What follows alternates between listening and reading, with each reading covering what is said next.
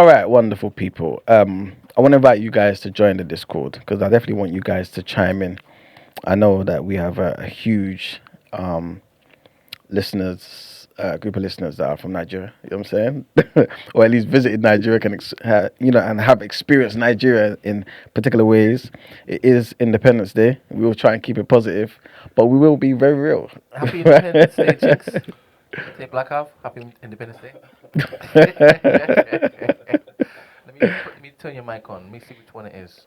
Just speaking it, please. Hello. All right, it's this one. This is on the floor, Brent. You need this. What's that? It's like a screw thing. Thank you. All right. Yes. Happy Independence. Yeah, man. 65 years. 65 years. Huh? 65. Older than Jamaica. Yeah. First October 1960, Nigeria gained independence. There's a song about it. I mean, like, That's cool. You learn the song like when you do primary school. 1st October 1960, Nigeria gained Please. independence. Please. I mean, Also, it's the same melody as the national anthem. no, it's not the same. No? melody, it's a different melody. But Okay. like you just learn that song and then like. You don't know anything about now? What, that song?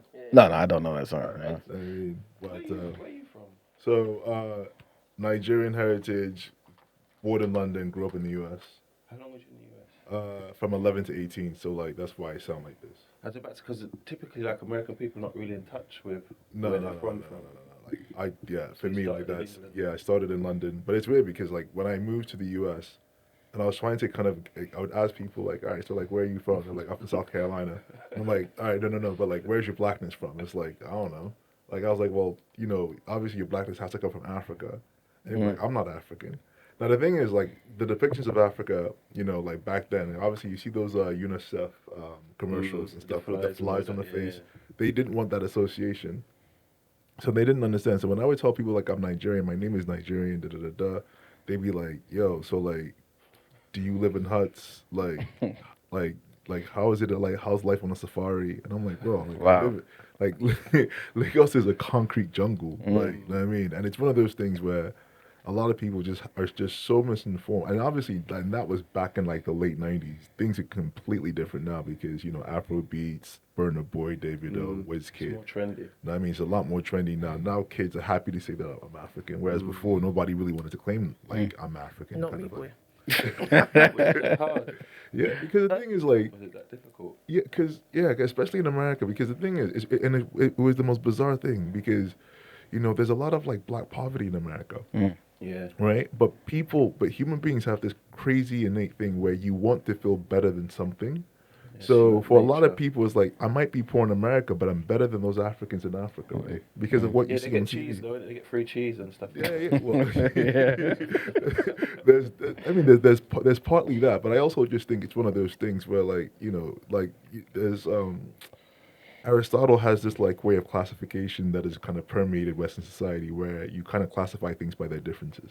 Right? Know what I mean? So for a lot of people, you want to be able to effectively say like, this is even though like I'm poor by American standards, I'm still rich relative to blah. Know what I mean? And I think for a lot of them, they didn't really understand that like, places like Nigeria were incredibly vibrant. And then you started to see in like the early like 2010s, this mass move of like a lot of African Americans wanting to discover home, and then go to Ghana because Ghana is like super welcoming. Ghanaians are amazing, but you can't necessarily have that same like experience in Nigeria because Nigerians don't really send for anybody, right? So it's like you come to our country, cool, you come, but we're not gonna like just make it like you just have to like figure yourself out. Like if you know the right people, you'll have the best time of your life. But we're not going to be like Ghana and be like, all right, here's basically like the tourist cookie cutter thing for y'all to do. Okay, I see. Know what I mean? Like Nigeria is very much like, yo, pull up, there's a party here. If you know somebody, you can get in. If you don't know nobody, well then. Is that a good thing? Well, I mean, it's real. Like, I think the thing is like because that's how it's not that like Nigerians aren't friendly as well. Like if you talk to people, if you engage people, yes, but you have to do that work first. You don't seem very happy. Me? Like you said, I've heard you say two things about Nigeria, and they both seemed a bit negative. Not at all. The first one was proud, and then the second. Well, I'm 100% proud. Don't ever get it twisted. I'm 100% proud Nigerian. Yoruba woman. Chop not cool. God Yoruba bless woman you. to the core. I mean, I'm never not proud. Okay. But I'm also can be real. objective and real and say there's Yeah, there's definitely. I mean, the thing is, obviously, like most people, like we all here live in the UK, right? And You you know, live we in can, UK now, yeah, I live here. Like, Since 18? Or? yeah, I've been here for like 20 years. So like, London is home. Like, So I consider was myself going to ask you that. So home's London. home is London. I consider myself a Londoner, Is it? right? Because London is an incredibly international city. It reflects, you know, people's like aspirations. I see London as a kind of mosaic of different neighborhoods that that collectively like create London. Like London is. It's not fair that you have that accent, because everything kind of just sounds better. Because you're one of us, but you don't sound like. No, but it's just I don't know. It's just I think my accent is obviously like mellowed out, like Nah, do for you a not lot. believe that? You Because sound, when I go to when I go back to the US, a lot of my friends they think I sound like regal. oh, that's like Jamaica. No, I mean, Whenever someone who's been in England goes to Yeah, Jamaica, you can just tell. you just sound like they think I sound regal. I'm like, yo, like British people think I sound very American. American people think like I sound like hella English or whatever, which I don't. I mean, it's just something in the middle, man. And I think it's also one of those things where like I have the capacity to use like I really like expression. Like I'm a rapper and I spend a lot of time thinking about my words. Know what I mean? You all have a lot in common. No, I'm not a rapper. I'm a podcaster, bro. I mentioned that failed career. Don't do that. I mean, no, but also, can I just say, rap is like breaking into music is incredibly hard. Like, you have to be very, very consistent, and it requires a lot of investment in both time and money, right? And I've only like released one project like a couple years ago, but I still write a lot, and and I think very carefully about like how I express myself, the words that I say, and the themes that I'm trying to kind of like You use evoke. the N-word. Sometimes, Okay. but for emphasis. You seem above that, though. Nah, nah, bro. Listen, I grew up in Atlanta. I had family in New York. You know what I mean? Is Like, that, well, you was 11 to 18. yeah. I was in Atlanta, man. I was in a hood in Atlanta. Like, got family in Brooklyn, pre-gentrified Brooklyn. I always say that. You know what I mean? Before, like, now you can go to Brooklyn and you can walk around and it's calm. But back when I used to go, you couldn't really do that. And yeah, it's just like, and I'm the kind of person where like I pride myself on like, I love to read. I love learning things. I mean, and the way that I kind of create my music is I want to kind of elevate like intelligence on a platform. You know what I mean? And that's why I love like rappers like Dave. You know what I mean? Because he basically does stuff like he's that. good. You know what I mean? He's similar. I mean, Wretch as well can do that as well when he wants to. And I just want to kind of like, make my music like that. But generally speaking, like, I just, I think very deeply about the world, and, I love this kind of like platform because we get to like discuss and share ideas, which is pretty cool. Wicked. Have you heard the latest, what's it called? J Electronica? Yeah. Yeah, J Electronica's out. Oh man, yeah. I was listening to that yesterday. What's I was the thoughts, man? up. It's just like he's Yeah. Why she laugh? Oh, man. what Brent's face. No, Brent's face. What did I- Guys, if you saw Brent's face. I was like, yo, Jay Elect. I actually saw him like when he came to London a couple of years ago at the Jazz Cafe, and literally like he died like as he kind of walked in, because most artists they kind of appear on stage, but he kind of walked through the crowd, and he walked through the crowd, and before he got up on stage, he dapped me up, and I was like, yes. And then he came into the crowd to perform one of his songs, and like he hugged me and shit, and like I was too in a moment to think like, yo, I need to like do a selfie thing I couldn't do that, but You found your brother. I mean, He knows good things, I man. mean, Jay Elect for me is just like he is like if I could rap like Jay, like Oh, my God. the people that I put on listen, I don't listen. Wait, is Brent not- Pause. Hey, man. Oh, I'm And we Brent. pause. Serious?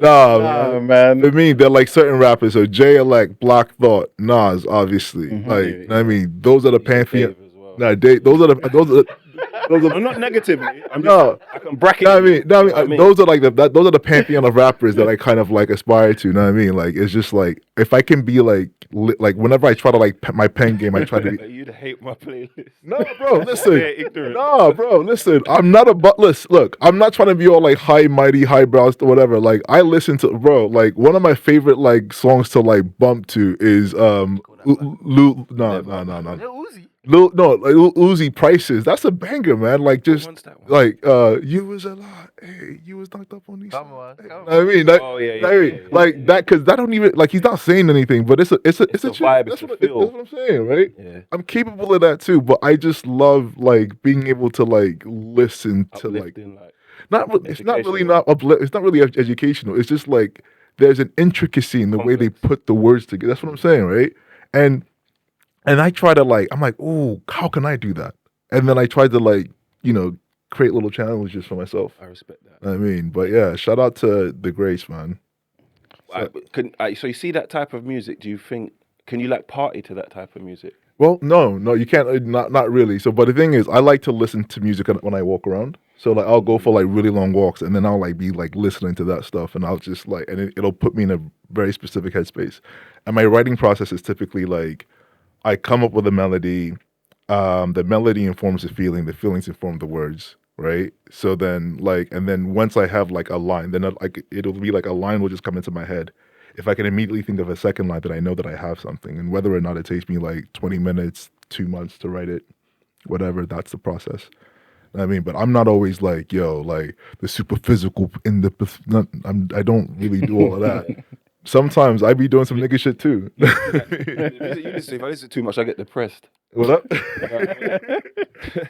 about the socioeconomic economic state. No, but like, I mean, I'm just trying to vibe out. no, I mean, dude, I get that, and like, I got some stuff as well. Like, I do some of that stuff as well. Like, I'll be like, I just want to like write some fun stuff, and then sometimes I really be in my feelings as well, and I'm like, how do I reflect that, but in a way that isn't too like heavy. Okay. You know what I mean, because that's the thing that you don't necessarily want the heaviness because you want to be able to like, because in my head I want you to be able to listen to it over and over again so you can catch all the little like subliminals that I put up in there. Okay, wicked. But that's the vibe. But yeah, man, I like learning. I like art. I like all sorts of stuff. On the subject of learning, to spin back to the topic a bit. Yeah, man. I got like some Ghanaian and Nigerian friends I grew up around, and there's this like urban myth. I always ask people to kind of get clarification from it. Yeah, Nigeria. I love it. You didn't need to finish the sentence. You know the wash Nigeria. bags? What Those big wash bags. Well, the Ghana must go bags. Alright, so okay, yeah. You lot call it a Ghana must go bag. Yeah. And you'd say it's because there was a war. Apparently, they came from Ghana to stay in Nigeria, and they didn't want to leave. No. Made the bag. So the real history behind that, right, was When you say real history, it's proven. like the real proper history, Yeah. right? Because I heard some Ghanaians say it's the opposing. Nah. The real proper history of that was like so Ghanaians used to come to Nigeria, and they used to be like our teachers, and they were like productive, contributing members of Nigerian society.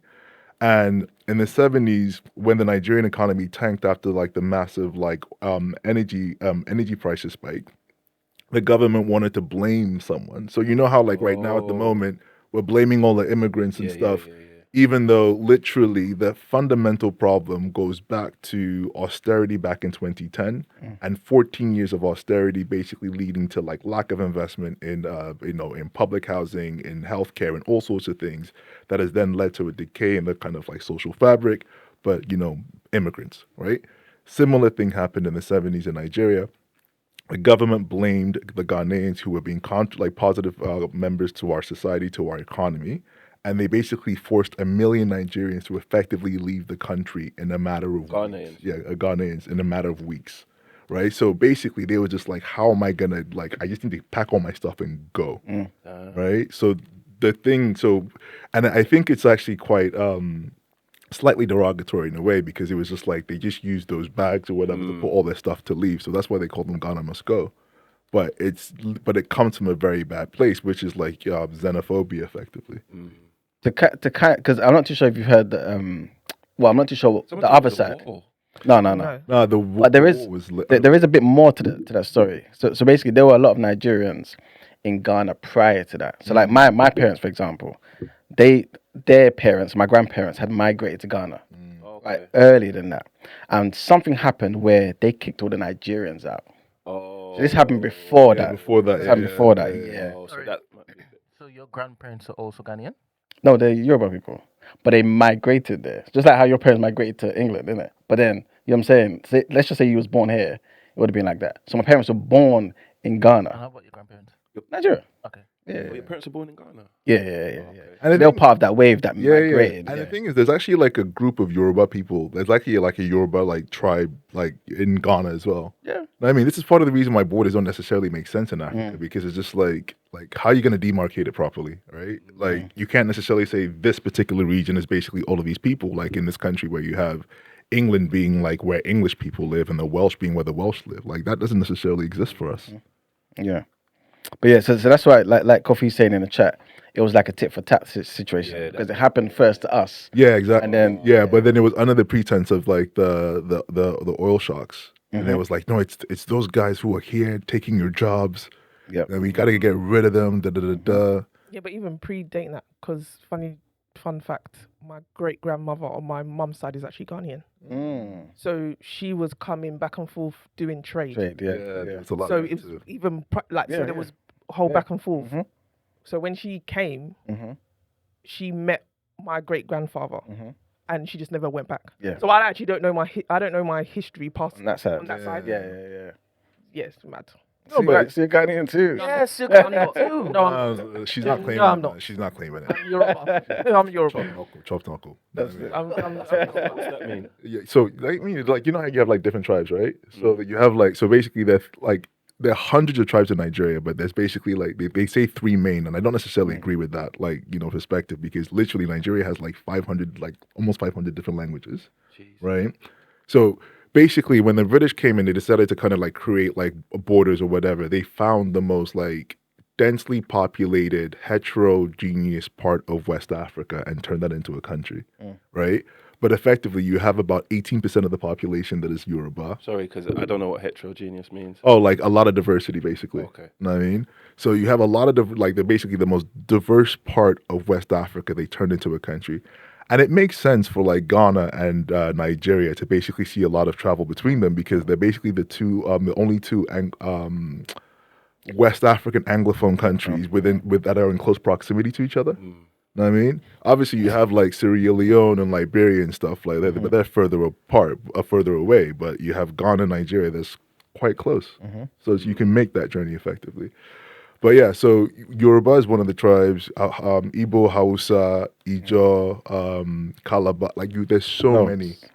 And they all speak like different languages, so it's not even like a case of like different. It's not like are they completely different? Yeah, it's not like Scouse English and Mancunian English. It's literally like Chinese, Greek, like you know what I mean, Filipino, whatever. Like it's different languages entirely, right? So it makes it very, very. And I think when we talk about even Yoruba, even Yoruba, exactly, within us, even within Yoruba is different. Right? Do you have different dialects? So to kind of bring it back to the topic, the history of Nigeria is one that is incredibly complex because, Femi, there's a guy called Chief Awolowo. He was one of the kind of legend. Yeah, he was big deal. He was like one of the kind of like independence founding fathers, right? He basically describes Nigeria as a geographical expression, not necessarily a country. And that basically means that like it's just situated in an area called Nigeria, but internally the mechanisms for us to operate as one country isn't necessarily there because I'll give you this example. So China, for example, is amazing because 85% of the Chinese population is called Han Chinese, which effectively means that like a leader of China can basically speak in one language and it can be understood to 85% of the population. They're more homogenous. A lot more homogenous. Exactly. Right? And that does wonders in terms of trying to build social cohesion around this idea of nationhood. Right? In Nigeria, obviously, we have issues where it's like it's a north-south divide first and foremost. Christian-Muslim divide. Then it's, tribal divide. And it's not even tribal divide per se because it's like everybody's kind of cool with the Yorubas. People have this weird issue with Igbo people, even though like Igbo people have obviously gone through so much in the country's history. Like there was a civil war where they tried to like leave and stuff happened. Just Igbo. Yeah. So yeah. You're doing an amazing job, yeah. Yeah. I want us to get into the history. Yeah. So I'm glad you're even touching on it. Yeah, because I wanted to ask you guys first, like your opinions of Nigeria, right, and then kind of go into the history. But he's already touching on a lot of it. Yeah. But the reason why I wanted to kind of start with that question, and again, people in the Discord, join the Discord, so you guys can chime in as well, is because obviously as a Nigerian person, yeah, or a Yoruba person, to me, the most popular, the most known country in the Caribbean was always Jamaica, right? And I think for Africa, it was always Nigeria, right? So we had views on, I guess, to some degree, all of the Caribbean based on Jamaicans, you know what I'm saying? So from you guys' perspective, yeah, as Caribbean people, yeah, what are your views on Nigeria? What do you know about Nigeria? And like, where do you see Nigeria today? And I want us to answer that as well. Yeah. Views on Nigeria. If they've changed though, so that whole when you lot not first came, but in primary school, African bubble and all that root stuff and all that stuff, that was the first thing. And I never forget this. There was a boy called Tunji, and he had a jumper, and you could always tell it was his. Why? Always tell it was his. Why could you tell it? Just had a particular smell. I knew you Had a could say smell. that. I knew you could say I'm being genuine. Though. No, that's what I'm saying. That's why and it's now funny. I've grown older, I can understand it more and understand things like that. But what else were my views? You lot remind me of I think Jamaicans and Nigerians are very similar because they're, what's the word? Not aggressive, but brash. Like, do you know what I mean? So I can see similarities there. I hate the fact you say plantain. Obafemi Martins, JJ Okocha. Yep. An elite Nigerian squad. That's what I'm saying. Kanu. That's what I'm saying. Kanu. That 96 squad. Yeah, man. Legendary. What else? What about you, Brent? What was the question? What's your thoughts on Nigeria? In terms of, I guess, as a country. I'm Nigerian. I knew he was going to say There you go. Distant relative in that, yeah? So what's your views on your native I love home? man. When are you going to go? When are you going to come back home? Probably next year. That's what's up, man. Love it. That's what's up. But like I was saying earlier, yeah, a lot of, I guess, African people, my views anyway, let me just speak for myself. The views of the Caribbean was based on how we saw Jamaican people, right? And obviously I'm assuming that's the case for Africa as well. A lot of the views of Africa, or at least West Africans, right, was Nigerian. So like, what was your views of Nigeria, and has that changed, and why has that changed? Has that changed because maybe there's more Nigerian people coming out, like in maybe media spaces and music, in what? Do you know what I'm saying? Like, what is your views on Nigeria? I don't know. Yeah. Or even how it's changed. How it's changed. Obviously, my ring was a bit different than Chinks's. Obviously, we didn't do the whole African boom scratcher stuff. I didn't say that one, by the way. What did you say, boo boo? Yeah, I did. Yeah. I don't even know where did African booty scratcher come from, because you got That's that an in American. America. You got that in America as That well. was an American. Yeah. America. That's English, because when I think after Windrush, Yeah. the English people treated us away. Yeah. So So when you lot came after us, then this is obviously- just the treatment that we got. fine, So fine. you got to get a bit of racism before you fit in. You can't just come and land and everything's cushy. You need to have some hardship. And then, Fair enough, man. I'm saying, it happened to Fair the enough. terrorists. It happened to the not terrorists, but Wow. the Muslim people after terrorism, and then it happened with the Oriental people after COVID. Get your racism, then we're awkward. Now it's happening with, I suppose, Eastern Europeans. Yeah. So you get your brash of racism, and then we can be all cool and British. That's after that. hilarious, man. That's hilarious. But I remember y'all thinking I was Jamaican. Well, as in what? My family. Nigerians. you see, try Not to you. flip it. Okay. Oh, okay, cool. Like yeah. Any accent that songs Caribbean, it's Jamaican.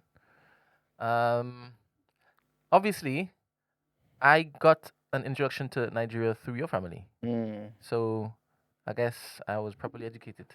But in our household, obviously, we have some Nigerian traditions. This guy. Oh, is it? Yeah, Oh, Say is it it? louder, man. Are you ashamed? That's a good thing, man. That's something that I remember. Yeah, What? eat Sorry? with your hands. Eat with your hands. Yeah, man, that's calm. Okay. I just Chips that, and man. that, not everything. You lot eat liquids with it. That's different. It's not But you know, liquids, it's all. bro. You know, when it's all love, but then obviously we have our arguments Differences, between yeah. us. But it's Yeah.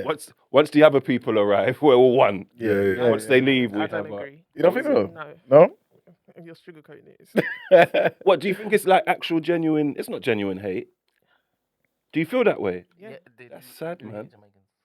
Jamaicans. No, you mean you to us or us to you? No, you know what it is, yeah. I just think it's one of those things where, black culture tends to be the kind of dominant like the dominant subculture, right? So you know what I mean? Like whenever you kind of go anywhere, like if you look at like kids, like working class kids, white, brown, anything else, they sound like black, and obviously because the Black Caribbean culture was here first in major waves, right? That's basically the form people were saying wagwan and all that other stuff. Like that's not African.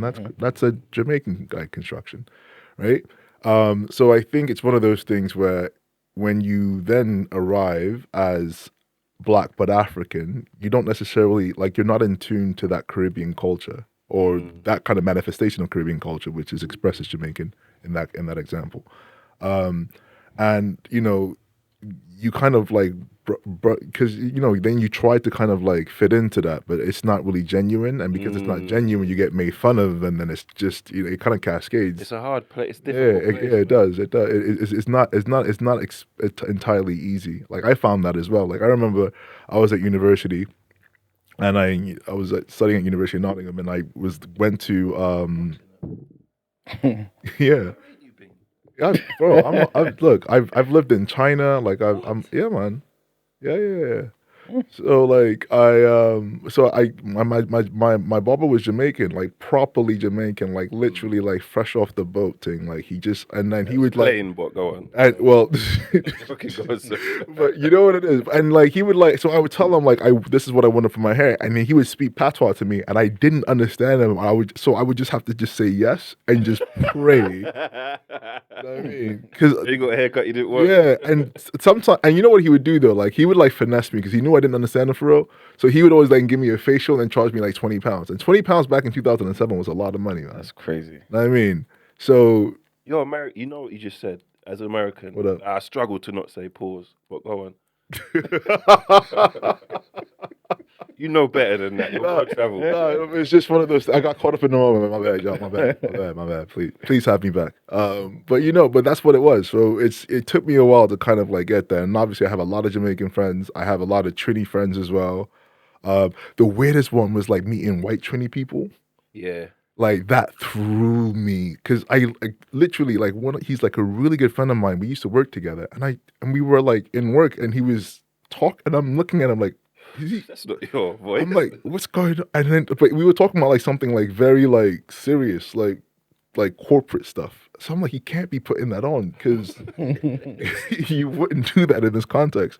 And then I spoke to him. He was like, yeah, man. There's loads of us in Trinidad and stuff. And then he obviously. So he put me on to that, and he was like, he invited me out to Trini, but I never could make it. And then he put me on to like Notting Hill Carnival, like proper White Trini man. No, but you don't understand. Like I like as in like I was like on the float, not just like you go to the thing and like you just like show up and you just like whatever. Like I was like he was like, yo, we organize this float every year. You should be a part of it, and it was the best Notting Hill experience I've ever had. Oh, wicked. Brent, I didn't know there's white Trinidadians, man. Yeah, you did. I didn't, you know. There are a whole set of different Trinidadians. I knew there was black and Indians. Yeah. Chinese, The Chinese, the white ones. Oh, Yeah. Like literally, like when I saw him, I was like, and him and his wife as well. I was like, what's going? Like, how are you? What? There's like you met another one, like, what? Like, you know what I mean? But he was just like, yeah, man, there's lots of us, and it's just one of those things where you don't really like. Even in Nigeria, for example, like you have like Greeks that went to Nigeria in like the early '60s, right? And like, I've got a friend. His name is Aristides, right? And he's like, I guess his grandfather, His grandfather is Greek, and but he's Nigerian, so he's like a quarter Greek, effectively. It's crazy. You know what I mean, so like, His name, they still kept the name. yeah, Though. he still kept the name. He has a Greek first name, a Greek surname, but my guy is like Yoruba through and through. You know what I mean? So So it's just, they mixed, like literally. Yeah, of So course. he's only a quarter. he's only a quarter Greek. they keep the first and the last name Greek then? No, because if it goes from the father, right? Yeah, so So they if you just have a kept son that. and a son and a son and a son, and the Greek, the way the Greek naming convention works is you name your son after your grandfather, after the grandfather, Okay. right? To kind of keep that lineage going effectively. But yeah, Even man. in Nigeria. Mm. Even in Nigeria. Even in like, yeah, I mean, you got to keep something. You got an issue with it? You got an issue with it? Yeah. Why? No, I won't even actually no. I don't have an issue per se. I think it's funny how others can do that, but then when it comes to us now, We could throw it away. yeah, we just throw it away. Nah, man, just It's optional though. nah, They just don't make do it. it. Just do it, man. I think it's also how like culture is one of those things where like it shouldn't be an imposition, right? I think it should be something that like for me, like I've learned more about like the culture of Nigeria, the history of Nigeria, like after turning 25, I think. A lot of what I understood, so like my grandma, like my family are from Abeokuta, right? So like, you know, in a That as well. What is Ogun State. Ogun. So basically it's just so it's like what's Lagos? A city? Lagos is like the commercial hub of Nigeria. It's But like it's a New city, York. though. Yeah, it's a Yeah, city. yeah. Yeah, it's like So New what's York. that There's a place state. from? There's also Lagos State. It's Lagos State, Yeah. and then it's Lagos the city. State bigger than the city. Yeah, well, I mean, like it's like New York State, New York City, right? That's complicated. Nah, it's.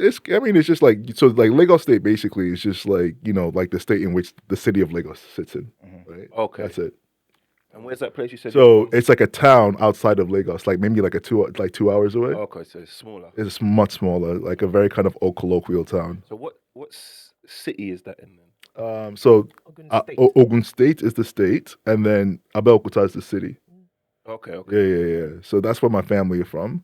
Super small place, right? And like I went there like maybe like was it a year, 2 years ago? 2 years ago, and I learned about the history of the state, right, for the first time, right? And I was like well into my 30s back then. Your boy's almost 40, by the way. Like shout out to like moisturization and stuff to keeping your boy, right? But genuinely, so it's just like everything that I've kind of learned. Like I didn't learn anything about like African history until after I left university, after I finished my master's and stuff. They weren't teaching that stuff. They were teaching you, even in the U.S., when you're learning world history, you're learning, European history, right? You're learning like, antiquity, like so, like the history of the Greeks and the Romans, right? Maybe a little bit about Egypt, but how it pertained to the Greeks and the Romans. Mm-hmm. You know what I mean? You're not learning about the fact that one of the oldest canoes ever built was found in modern day Nigeria, and it was carbon dated to 8,000 years, which basically means that you had civilizations in that region that had basically developed the ability to build boats to kind of explore the Chad Basin. None of that, right? But all of those things are things that you learn, that I've learned personally way after. Yeah. And I think it's our ability to kind of understand our history is basically what's going to propel us to the place where we all want to see like countries like Nigeria, Ghana, South Africa, Kenya. That's where us understanding our history and where we're from gives us the ability to like truly make that impact, I think. How do you? So my great grandma, she remembers Jamaica before independence. So she was upset when the Queen died. Yes. Yeah. Because she said that Jamaica was a better place when the Brits were in control to what it's changed to now. Do you lot's grandparents or great grandparents feel that way as well? I mean, I think the thing is there's like a reverence for royalty. I mean, my mom was here when the Queen died, and she actually wanted us to go in queue to go and pay our respects. Right? Why is that? Why are you not laughing? What's And laughing, Mark, bro? and for me, and for me personally, like I love this country. I love what this country can do. I saw you pace yourself. But it's one of those things where like I'm not gonna go and queue up. Like I'm not gonna go and do that. But the thing is, I think for a lot of it's conditioning. Basically, it's a long-winded way of saying conditioning because effectively before independence, we were effectively told that the true aspirational thing was Great Britain, right? We were told that we had no history, we had no culture, we had no civilization, that we come from a place of savages.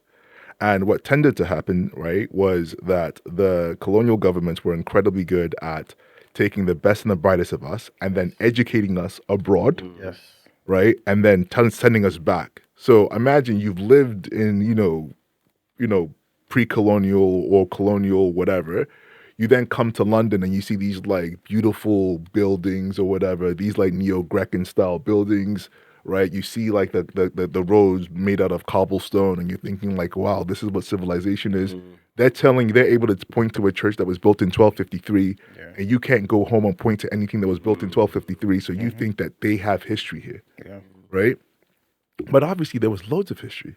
And and that's part of the reason why when you don't necessarily learn that, you think that things were better.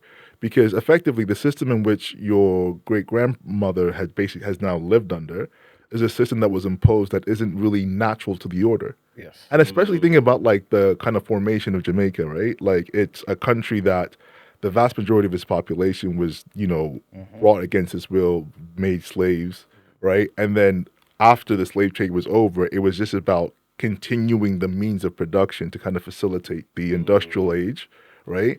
And then as that kind of petered off, then it became like, okay, we need extra people to go and help us fight these wars. And then when that then petered off, it was, we need people to help us rebuild the country. And then, okay, now here's your independence, right? There's nothing about Jamaica's construction, right? Or many kind of colonial countries' construction that has basically been there to serve their need for self-determination. Know what I mean? So now that you have the capacity for self-determination and you don't necessarily have the right infrastructure for it, right? You don't necessarily have the right motivation for it. What then tends to happen is, you find a lot of people in positions of power where greed kind of takes over, right? And I remember doing my dissertation on something around like, how do I phrase this?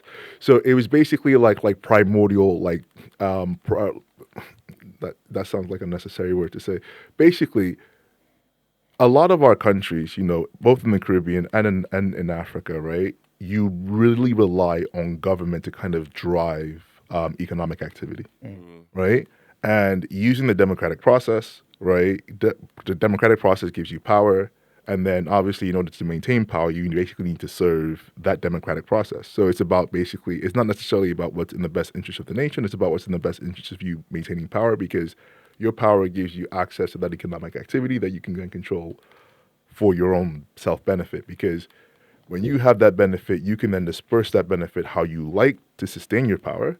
But that obviously isn't always in the best interest of the nation at large. You know what I mean? So that's the reason why things have kind of fallen. Not necessarily because we are incapable, but we have built a structure that sustains a level of corruption that isn't good for us. Know what I mean? Yeah. It's not that. If we're being frank, Nigeria we weren't meant to be. No, and Nigeria We weren't meant to be. Exactly. Nigeria shouldn't, realistically, you shouldn't really have because you have, so, should we get into the history of it? Yeah. So how you had the Berlin Conference, right? 1884, 1885. So the British, the French, the Germans, the Portuguese all basically came together and divvied up Africa, right? So exactly, the scramble for Africa. So they didn't give a damn about the relationships between people's tribes and things. They just drew lines around particular areas and said, okay, cool, I'm going to take this, I'm going to take that. So they pretty much did that. Plus, in addition to that, you had slavery. So you had the transatlantic slave trade happening. So they were benefiting from those particular things. And there was loads of corruption. There was a lot of people doing kind of private sort of things. And all of that stuff was happening.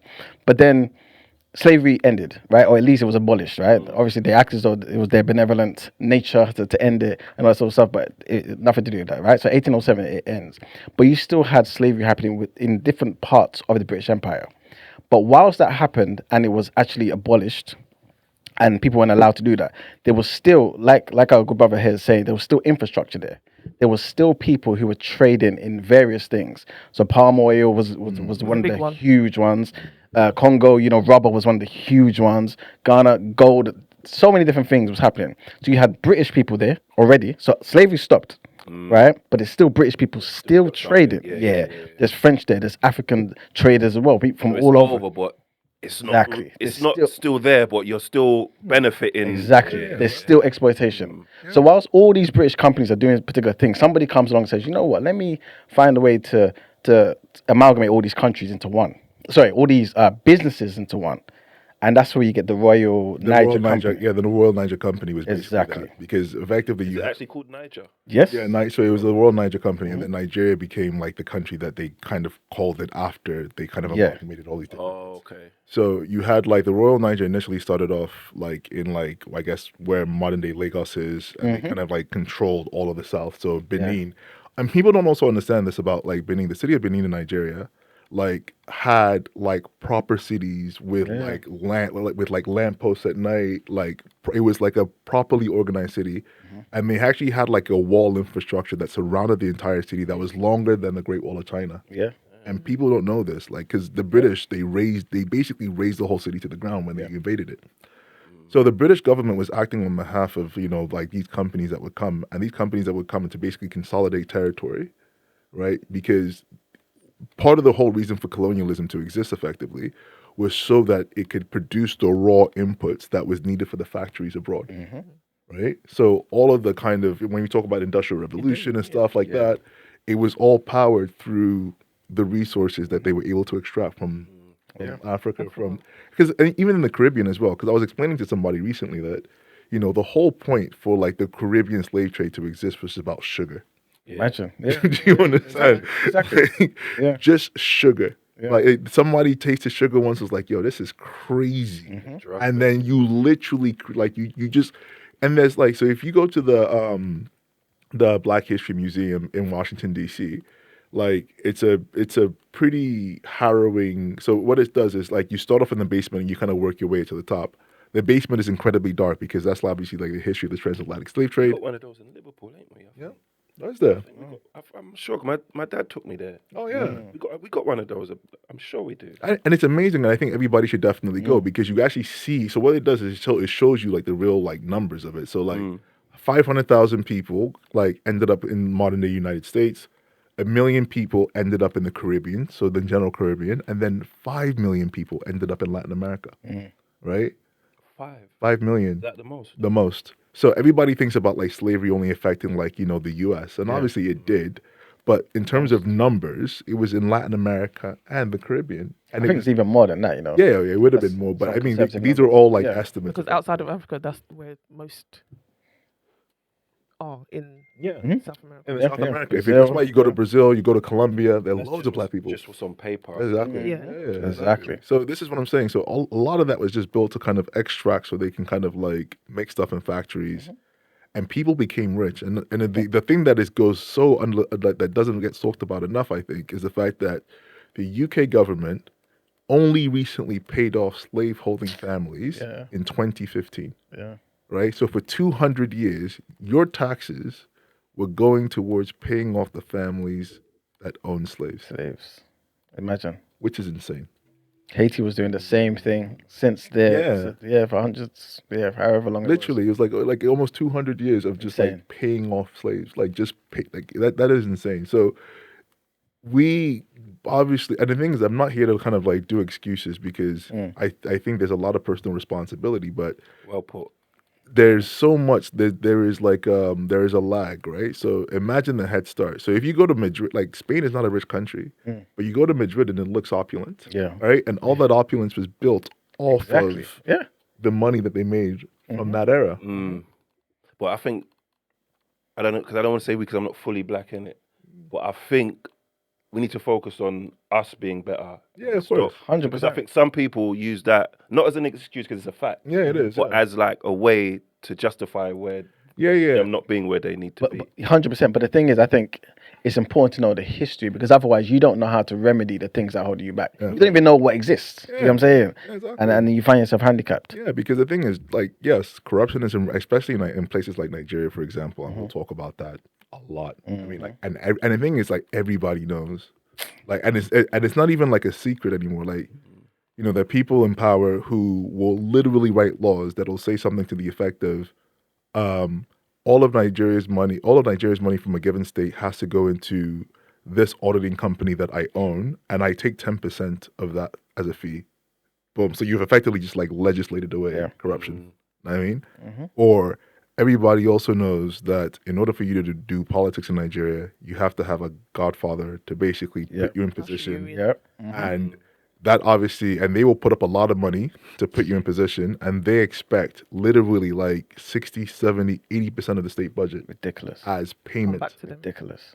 Do you understand? So imagine, so obviously, so if you're going in and you get that title, right, and somebody puts you in out front and you give them that money, then obviously you now want to be in a situation where like, all right, well, I only have one more term, so I gotta like eat myself. You know what I mean? And then the cycle just continues. I'll give you an example. I remember I used to work with one guy. He's an Igbo guy, right? And he was passionate about Nigeria as well, just like us. He's like, okay, you know what? I want to go home. I want to do something. Yeah. And he recalls a time where he went back home and he was chilling with his cousins and he was talking about, yo, look, we need to come back here and do certain things and change things. His cousin said, hey, don't come with your stuff from abroad. Like, we haven't had our time to chop yet. You know what I'm saying? So that's not happening now. Exactly. Maybe later. You know what I'm saying? Delay the revolution. Yeah. But that's what I'm saying. But everybody wants to delay it. Now, I think the one thing that Nigeria has, we're talking, it's a Nigerian Independence Day, so I don't want to necessarily be like too negative, is we've been able to kind of export this kind of soft power, right? Which has been incredible through our music, through our entertainment, through Nollywood. And it kind of shows the Nigerian creativity is something that can genuinely create like revenue and have like proper GDP impact on a country, which it does, right? Also, you also have the scenario where a lot of Nigerian immigrants who emigrate to different countries, right, are very, very successful. And that basically shows you that in an environment where all things being equal, opportunities are in place, we can thrive, right? So you go to America, and everybody calls like Nigerians like the model immigrants. I mean, like if you want to be black like them, and I hate that, and I think that's really derogatory because part of the reason why Nigerians can thrive in America is because they don't necessarily they haven't been burdened with the legacy of civil rights, Jim Crow, slavery, all of that stuff, right? They can just arrive and be like, oh, the rules say I can do this. I'm just going to follow these rules and then do that. And in America, like you have a lot more opportunity in that sense, right, than you do here because that kind of class dynamic isn't as prevalent in the U.S. as it is here, even though class definitely exists in the U.S., right? And I think, us being able to kind of just like go into spaces and create things has been like a wonderful testimony for like what we can achieve if opportunities are truly given. Know what I mean? No, 100%.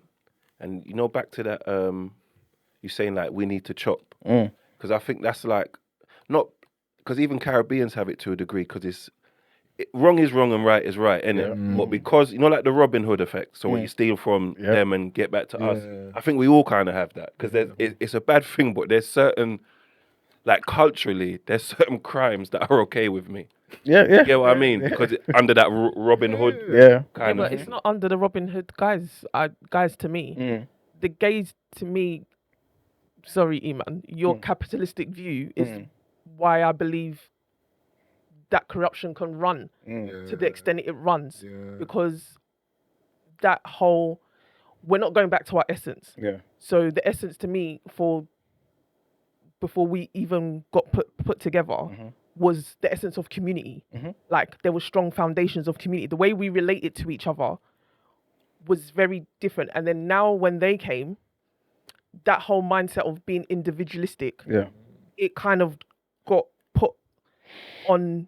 Like it kind of got put upon, and it's like the whole I'm gonna chop. It's not because I'm robbing from Peter. It's about me. To go to it's about me and mine. Accumulating. But I think that's also because you said before about Nigerians having that community sort of thingy. But when did that ever exist? If we were a nation that was thought up, fabricated, and mixed together of 300-400 different ethnic groups, do you get what I'm saying? Like it was doomed to fail from the beginning. You know what I'm saying? So was there really community or was there really just me and you part of Yoruba? So let's look after ourselves amongst these lot. We can't fully trust them, especially when things are put in particular places by the Brits from the beginning. Like, let's go back to the whole Niger company, right? So imagine you've got this entire company that controls, like Kashi was saying, the whole of the South, to some degree, right? And then you get... company owned by though, not... Well, it became Unilever eventually. Okay. But and they had a royal charter. So Queen Victoria, I believe it was, isn't it, that gave them all the rights to do particular things. They signed treaties with Yeah, chiefs. exactly. They collect taxes. They could do all sorts of stuff. The British government would send the army on behalf. Yes. To kind of enforce charter. Exactly. Imagine all of that stuff was happening. But then what happened? They revoked the charter, and then the British basically took over. Yeah. So it's the same thing. You basically stopped slavery, your control, gave it to the private people, took it back again. Modernized it. Exactly. Exactly. Like that's what people don't understand. Like colonization is slavery, but over there, right? And this is what people don't really fully understand, because basically you are building a colony to basically serve the mothership, the mother nation, effectively. Right? Exactly. So nothing that exists in that colony can actually exist for the betterment of itself if there's a mothership available. Yeah. Right? And I think that's part of the reason, that's part of what you're seeing in France now, when you're seeing a detachment by Burkina Faso and the kind of Sahel states, basically saying we don't want any more French influence. We want to be able to have ownership over like our future, our destiny. And it's much easier to do in those places because like there's a bit more kind of like social cohesion there, because they don't necessarily have the level of diversity that Nigeria does. Like even look at Senegal and Gambia, for example. Have you guys ever noticed that Gambia, literally the whole entire country is just like inside of Senegal, and it runs basically entirely around the river Gambia. Like literally, that's it. The Senegalese and the Gambians are effectively the same, right? Yeah, but Senegambia. yeah, Senegal. But the thing is obviously like, but the British just wanted control of the river so that way they could have access to the ports. That was it. And you know, because you know it is because you know like. What's the word? Not a similar, you know, like community and mixing and all becoming together as one. Some people see that as what I am gets kind of shunned to the back. And because I notice a lot of times, growing up is childish, but in school we'd have like Jamaica versus Africa arguments and conversations and jokes about this and that. But then after, if it looked like we were winning, someone would go, yeah, but we're all African anyway. And hold on, but my whole experience, what I've been through over in this land and stuff, we're not just going to throw that away. This title you shouldn't ties that to me. Yeah, you shouldn't. And I think that is really important, because it basically reflects, you know, because I think the thing about like history and culture is incredibly important, man. And the weird thing about culture is it has the capacity to unify in spite of its differences. Because a lot of our cultures are all grounded on pretty fundamental, similar things. Everybody loves their family. Everybody has particular food that they like to eat. Everybody has their little traditions or whatever. So on the 1st of the 15th, we do this. On this, we do that. We eat this when we do that, right? It's all very same. But I just think because people kind of focus and prioritize difference, we're unable to really understand and appreciate. Because, you know, me saying that, like, you know, and I think I maybe I have this view because I've lived in so many different places, right? But I don't necessarily want to be like, oh, because I'm Yoruba and, you know, my family from here, this is how I do things and this is the best way. Like, I don't know if it's the best way to do anything. You know what I mean? Like literally, and I think it's one of those things where it becomes, I think the true unifying thing is realizing that above everything else, we are all human. To demarcate ourselves based on nationhood, tribe, ethnicity, whatever, fundamentally takes away from the fact that we are all belong to one human race, and we are one human race that affects. What's the laughs about? It's fact. It's fact, but you have to make the choice. You should be in a position to make the choice to be like, okay, cool, this is what I want to subscribe to. Oh yeah, you know what I'm saying? You can't strive for us to all be one thing. I think some people are trying to. No, and the thing is, like, us basically recognizing that we're like, you know, we all belong to the same human race doesn't necessarily mean that we are all the same. That's impossible. 100%. Right? We have, like, you know, people live in far reaches of the world and they speak different languages and blah blah blah. But I just think the emphasis should be on what unifies us more than what divides. I forgot. You like snow bunnies? Oh my god! I knew this was gonna. I just remembered. See, here we go now. This is what I was gonna lead to. And I think that's part of the problem. You know what I mean, though? I see all of that lovely soliloquy and everything, and he's just throwing a big spanner in the works. Yeah. Because theoretically, what it is, because when you make it a color thing, Yeah. you lose people. Exactly, man. Because if anything you're pushing that's not inclusive, I'm not with. Exactly. And everybody wants their this is the their thing. worldview is their family, and my family is mixed. Come on. This is what I'm saying. Come on. Exactly. And the thing is, for me personally, right? Like, I've never been like. There's some people who are like, oh, you know, I don't have like. For me, you love who you love. Full stop. Amen. And I'm lucky. Wind up, you know. I know he is. I know he is. Wait. Uh, Wait. I was somebody who supported him when he came here. Yes. I I just mean, remember it. I mean, like, yeah. So, like, for me, you love who you love, right? and I'm incredibly lucky and I'm incredibly blessed, right? Look what they're saying. Milkman them. Forget about I don't Everything care you about- said's questionable now. Just Yeah. for that one thing. It doesn't matter because the thing is, I've done the work to kind of understand my heritage, I don't understand my roots, Yeah. understand my history, right? So I can teach that to my son.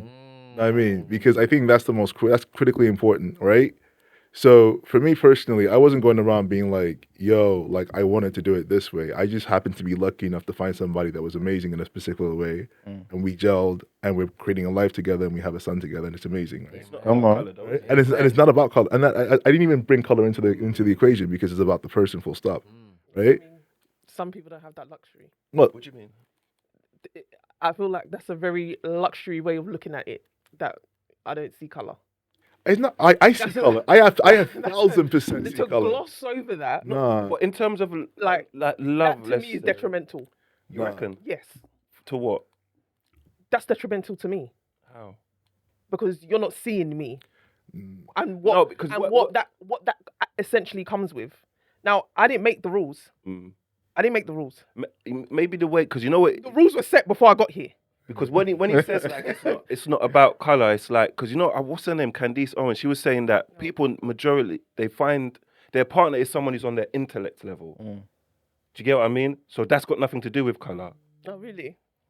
no, I think because okay. First of all, let's take a massive step back, right? Yeah. Come on. Here's the thing, right? He's being so quiet. I know he knows what he's doing. But here's the thing, and this is why this platform is so successful, right? Like what I will say is, right? I met somebody at a particular time. It made sense for us, and she's been a phenomenal person who has stuck by me in ways that I can't even begin to describe. You know what I mean, and I feel lucky and blessed. We now have a son who is Nigerian and Greek, right? And we are going to do our best to make sure that our son understands his culture to the fullest. Because I don't necessarily believe in this half and half thing. He is Nigerian and Greek. You know what I mean? 100%. So, and he's going to embody both of those things, right? And there's a lot of similarities and overlap in the culture that makes it make sense, right? And where there are differences, he'll be able to like walk proudly in those differences, right? And I'm not the kind of person that'll be like, I don't see color because I'm a black man walking in the world. Like I understand the impact of color, right? But at the same time, if God blesses you to be with somebody that is amazing for you, then that's basically what I choose to walk in. Amen. But that doesn't take away everything that I'm talking about with respect to learn, like the work that I've had to do to learn about my history, to learn about my culture, to learn about, my roots. Right, I can literally trace my roots down to a single street in Abeokuta. You know what I mean? And I've been there, right? No, I was just gonna say, yeah, that city as well. Some legends come out of Yeah, Bekoto. exactly. That's what I'm saying. Legends. Yeah. Legendary. Fella, He's Right? a big deal. Yeah, fella, yeah. Yeah. He's like he's alive. No, he passed Is he away. like you? but his sons. Like your his Bob sons. Marley or Big Yeah, Baby? exactly. Yeah, kind of. I've Yeah, always heard his name. Exactly. yeah. Fella is big because he Fela was. Kuti. Yeah, Fela Yes. Kuti. So he was like Bob Marley. he was like a revolutionary. Like he was basically he came from a kind of like affluent family, and they sent him off to England to study medicine. But he decided actually, Banda, I'm going to do music, right? And then obviously when you study music in this country, especially back then, like you're taught like classical orchestra, so you have to learn to play like Beethoven and Mozart and Wolfgang Puck and like all of these different things. But he was just like, this has no real resonance to me at all. Film music. You know what I mean? Exactly. But what he did was he was like, I like the orchestral idea of what this is. So he basically brought that back and developed his own unique style of, it's called Afro beat, right? But it's effectively Yoruba jazz. Yeah, that's a good way of describing it. It's Yoruba jazz. And so when he started to get like really popular, record labels wanted to sign him, but he would literally have like 15-minute long intros of just pure music, orchestral music, right? That was very unique to his sound before he would actually start singing over the music.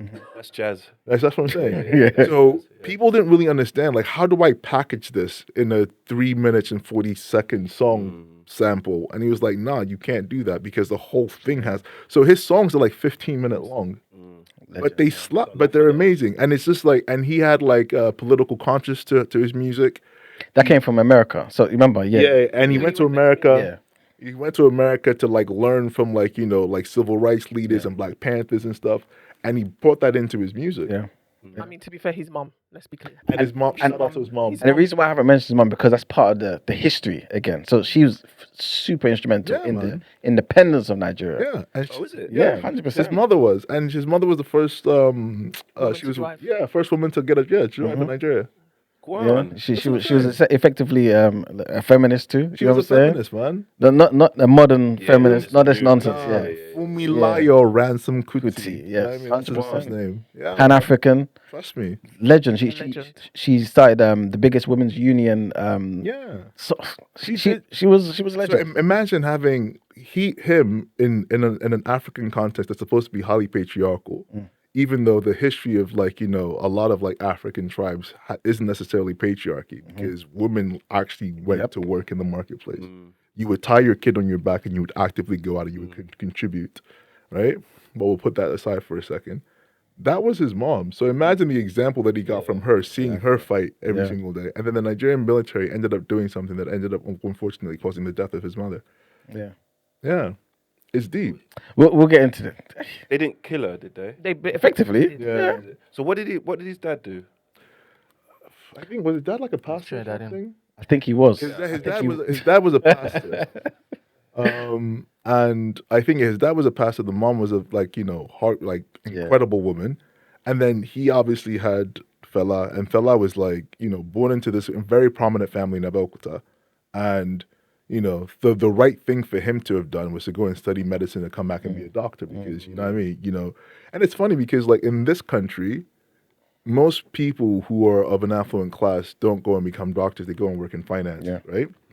But there's something about the colonial mindset where the prestige of being a doctor supersedes the actually commercial imperative of making and growing money. It's lack of a better term, it's better. It's just saving lives. Yeah, you know, you are. We're more moral people than financial people. 1,000%. But that's the thing that people don't understand. Because I was having a conversation with a guy I went to university with. He's a trader for like a really big investment bank. And he was just saying that he just doesn't understand like why you wouldn't just go work in finance, basically. It's only about the money, I suppose. Well, but the thing is, unfortunately, we live in a society where the money's a scorecard, and the more of it you have, the more stuff you can do. 100%. And I think that's what the higher classes in this country recognize that more. But the good thing is, generally, platforms like this enable you to make a lot of money, but in a way that is in keeping and true to your sense of integrity, I think, which is really important. Also, to add, Wale Soyinka, Oh, yeah. legendary. Yeah, exactly. Again, Yeah, Wale from the same time. Yeah, exactly. And Wale Soyinka was a really good friend of my pops as well. We're going to get into it. His dad is somebody, you know. Hey. So, yeah, we're going to get into You it. keep saying that, knowing full well. Yeah, exactly, the time. So anyway, yeah.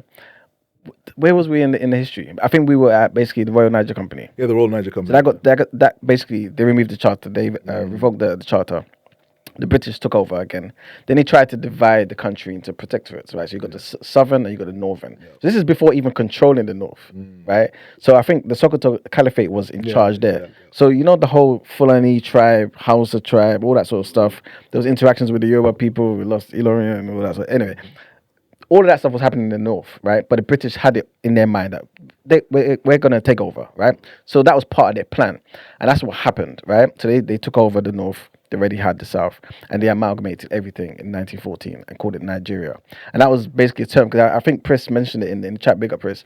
It was because of the wife of one of these governors or generals who basically, I think she was like in a boat, going on the River Niger. On the River Niger. I said, oh, wow. And she basically described Niger, the area around Niger, right? And it became known as Nigeria, right? This is all made up. Do you get what I'm saying? Yeah, this the country.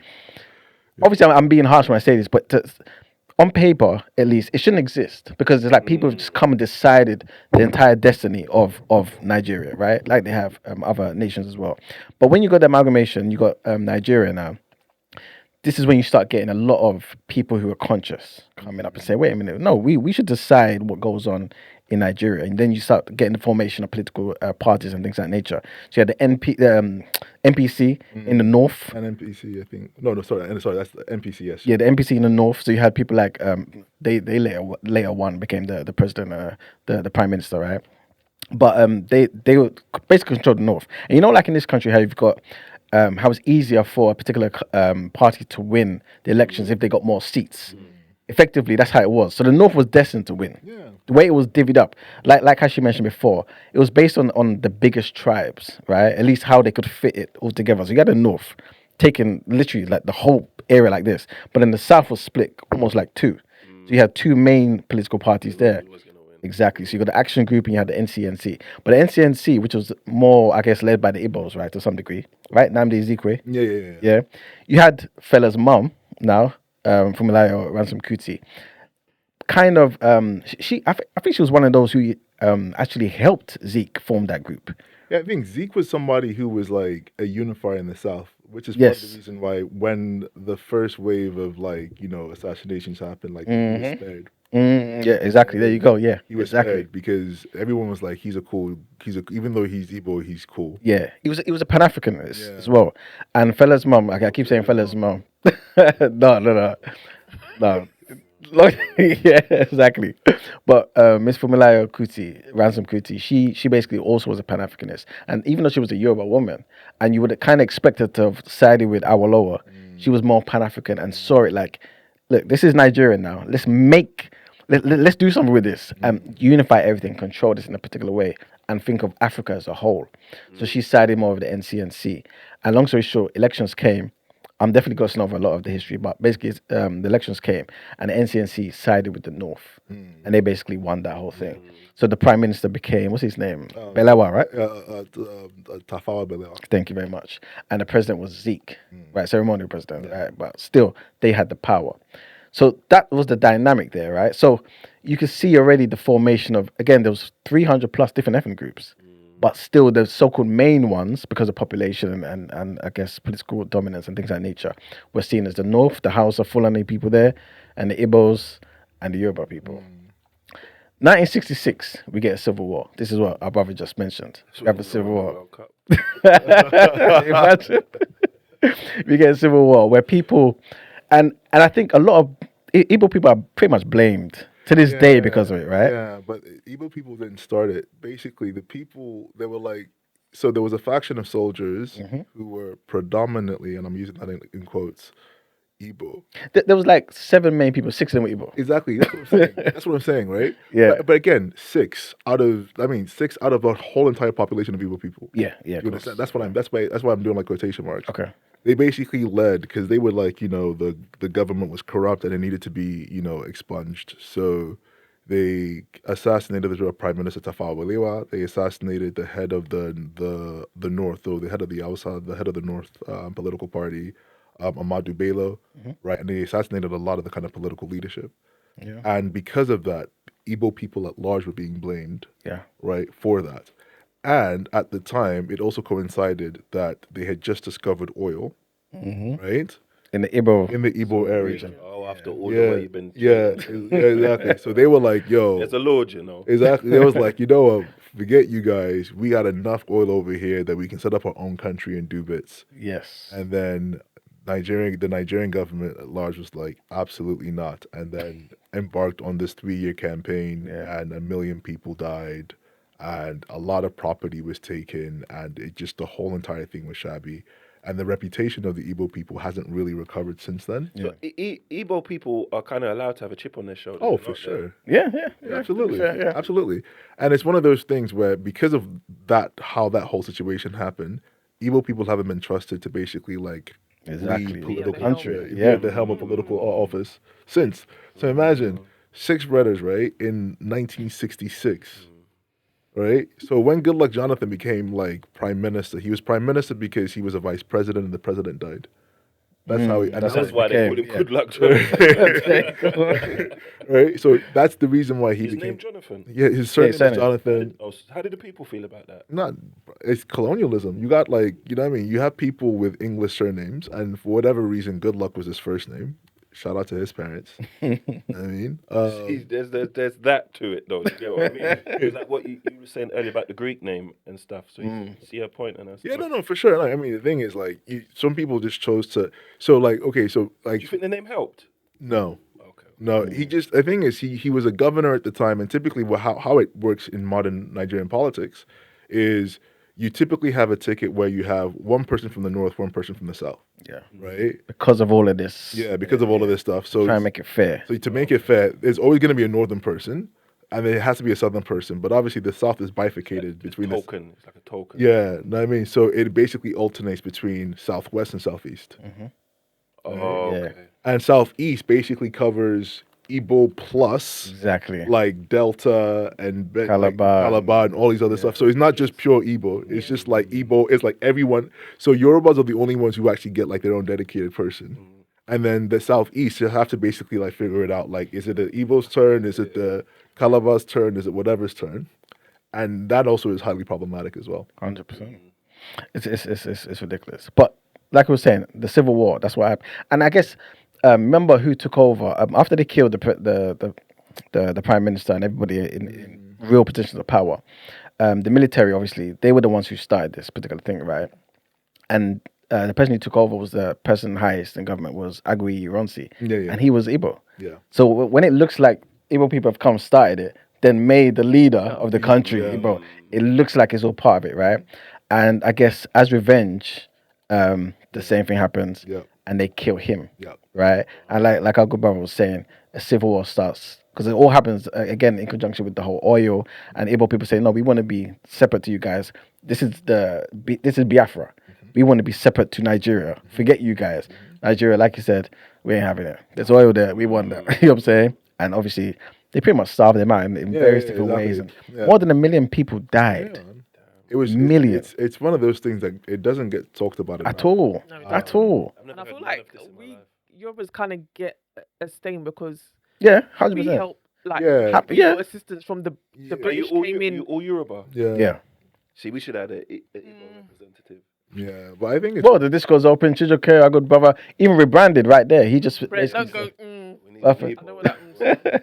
no, but the thing is, I think like it's enough time has passed that you can actually be objective about the fact that like the Igbos were treated very, very poorly, and they have suffered as a consequence of that. Because not only just in terms of like the historical trauma, but till today there's certain like tropes that exist because of Igbo people, right? Yes. And it's really, really bad. Even though Igbos are unbelievably entrepreneurial, like they literally go all over Nigeria and they set up businesses and they set up 100%. markets. Yep. And then literally the lifeblood, they're kind of like the small. So you know how you have like small businesses all over the country that basically like work collectively to kind of like get people jobs. They have an apprenticeship scheme that basically like teaches people how to like do business. And it's been like one of the most successful because basically a young person comes and work for an Igbo person in their shop and the person doesn't get paid. But what happens is after a few years, I don't necessarily know if it's 5, if it's 10, the owner of the shop will give that person money towards setting up their own shop with everything that they've learned. Do you understand? So it's not necessarily, it's not exploitative, right? And the person basically covers your, you know, your living costs, it covers your food and your transport, but you're not obviously getting paid because they're going to basically like give you money towards setting up your own business. Yeah. So like there's so much in the culture that's incredible, but it's been dismissed because of this legacy of the Civil War. And obviously, because I'm conscious of the time here, we have to kind of get through a few things here. Remember, this Civil War occurred. We had back and forths of military rule and civilian rule. You know what I'm saying? The government. What happened was, obviously, Ironsi got killed. It was taken over by Yakubu Gowon, right? So he was a military leader. I think the next in charge, but obviously this way fell to him. He went abroad, right? And he basically went to, I think he was in the UK, you know? Yeah, he came to the UK for something. And then another civil war occurred. So a coup happened, right? Who was actually a relative of his, right? Yeah, 100%. Because it was taken over by, what's his name, the airport? Murtala Mohammed. Yeah, so he was it's a long story. Yeah, there's no need to go into all of the stuff about it. But long story short, there was back and forth, a lot of coups, a lot of military assassinations, civilian rule, and all that sort of stuff. Post 66. Yes. So this is after that, right? And there's always that promise, like they do in every country, that when things are stable, civilian rule. And that brings us back to our good brother here. So in 1993, there was a big election in Nigeria, right? And Babangida was the leader at the time, I believe, right? And there was this whole talk about, okay, cool, let's do this properly, democratically, vote, right? And our good brother here, his dad was personally the person who won the elections, MKO Abiola, right? Yeah, 100%, right? And he, I mean, obviously not to get into so much of the history, but was he at one stage the richest man in Nigeria? Yeah. Yeah, he wasn't it? Yeah, exactly. And the thing is, basically he had done a lot of like philanthropic work. Yeah. He had donated a lot of money, helped a lot of people, and he wanted to be president because he wanted to actually put policies in place to help people, because his whole entire platform was about eradicating poverty, right? Yeah. And basically bringing Nigeria back to Nigerian ownership and making things more transparent. And he had a proper plan to be able to implement these policies. And the agreement was obviously that Nigeria was ready for democracy, so they held the freest and fairest election in Nigeria's history.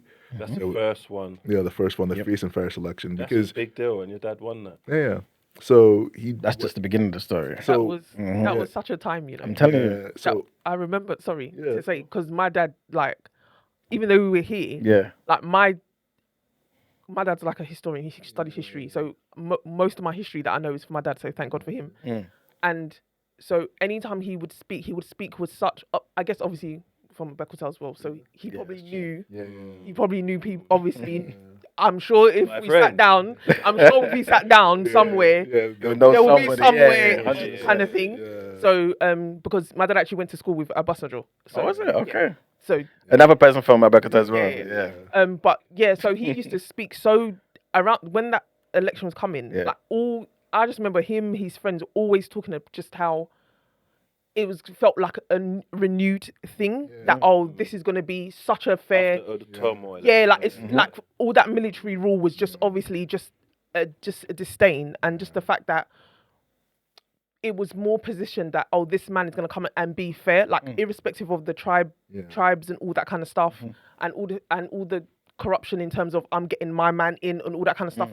No, it can be fair enough, and even because elections in Nigeria it's not a joke. Yeah, it's not like how they go about, the politicians go about campaigning. Campaigning. It's very corrupt. So in that time, the way his dad was going about it was so different, and that was just gave people renewed finally we're getting rid of this military rule. We can actually go forth as a country and as a nation, and it being positivity. Yeah, that was what's it, Trayor? That was your version of that in a way. I mean, to be honest, he was he ran on his whole platform was the campaign was Hope 93. And people genuinely felt a sense of hope because my father was able, because he didn't He's still alive. No. So basically, thank you. So he basically was able to, because people trusted him because of the work that he was able to do philanthropically across the entire country, not just in Nigeria, Abeokuta, my town, whatever. He helped everybody everywhere. So, people came out in droves and voted for him. But then after the election happened, the election results were annulled by the military government because they claimed impropriety, even though... Because they lost, basically. Well, no, I don't even... So, I mean, there's a lot of stuff about why they chose to do that. But basically, I think they just weren't ready to hand over power. They didn't want to hand over power to my father. I think that much we definitely know, because the way that he won, the mandate in which he was given, he won by a landslide effectively. It was in America to get the popular vote. He literally was. What's his name? Is it Bush and Al Gore? Was it? We've got to do a recount. None of that. It wasn't. It was nowhere close, bro. He won by a landslide. So effectively, they didn't want to necessarily give it up. So my father then ended up having to go to exile because he was told that if if he stayed in the country, they were basically going to assassinate him. So he basically went away for a year, tried to like drum up international support, and then on the They anniversary, went away. Did he have to leave? Like, yeah. Like he left. He was in the U.S. There's a speech that he gave at the National Press Club in August 1993 in Washington D.C. And where were you these times? I was in London. Okay. I was living in London. I was going to school here, and I was just kind of waiting for him to be president so I could go back home. So effectively, it was one of those situations where he was trying to like drum up international support, and I think people were giving him assurances. And then on the anniversary of the election, then the year after, he goes back to declare himself president. By him doing that, he then gets a warrant is set up for his arrest because he's treasonous for treason. And then he gets arrested eventually, and they put him in prison, and he's in prison for 4 years. So he didn't do nothing wrong. No, he won an election. Nothing. Right, he won an election. But the thing is, I think my father he thought that he was going to be like Nelson Mandela, where like you just go to prison for like 20 years and then you come out and whatever. But I think basically there was another coup that happened in the midst of all of that. So basically, once the elections were annulled, the military government said they were going to put an interim like civilian thing in place by like this guy called Ernest Tronico. And basically, there was another military guy that was like, nah, forget that, scrap that. And then he basically took power and held power until 1998. So when my father then declared himself president, he was arrested, put in prison. And basically, after 4 years, the head of the military, his name was Abacha, Sani Abacha, who is responsible for stealing about $32 billion. This was back in 1998. To the point where like every 5-7 years, a Swiss international bank will just basically like say we've released some of the money from Abacha stolen money from a Swiss bank account. They was printing money, Right? like Insane. And that's how the currency even got so that's what I'm saying. despicable. Imagine $32 billion back in 1998, right? And you're basically, and that's and basically the way banking works is like you earn like net interest income. And you can just basically like have people's deposits there, and imagine 32 billion in your deposit base, and you're just earning interest on that. So every now and again they'll release like we've released 150 million, we've released 200 million, we released 97 million. When they say we released where, how? Like, so they're just like it's a mixtape, exactly. So what they'll do is they'll basically say like, oh, we've discovered that this money belonged to discovered, right. And then they'll send it to Nigeria, and then they'll always hold a press conference, and then whoever's in charge at the time will say, this money is going to be distributed evenly to the poor of Nigeria. They never specify who, and poor people typically don't have bank accounts, so I don't necessarily know how they get the money, but that's not there for me to say. But he basically ends up being poisoned in, I want to say, June 1998. So this is such a good story because I thought he was going to be the guy to get your dad out of jail. But he's the guy that stole the money and died. He stole the money, right? So he gets poisoned because he was incredibly ruthless, and he, like, literally, he did not. He did not tolerate any form of dissent, Opposition. If you came out against him, you died. Your family died. Like everybody that you knew died. Like it was just your whole people, like everybody. So everybody was just like in fear. So because he was too ruthless, he ended up being like poisoned. And then so basically after that happened, there was like renewed hope again that this means that my dad's now gonna get out because it's like the guy that's holding up the process is dead. People now recognize that actually, you know what, enough's enough. Let's kind of do the civilian thing. So a month later, my dad is in a meeting with, Susanna Rice, who was like Barack Obama's national security advisor. How did he get out of prison? So while in prison, he's basically having meetings, right, to basically discuss Nigeria's transition to democracy because he won the last election, and to then hopefully discuss his release so that way he can then assume the position that he won. But he ends up dying in that meeting.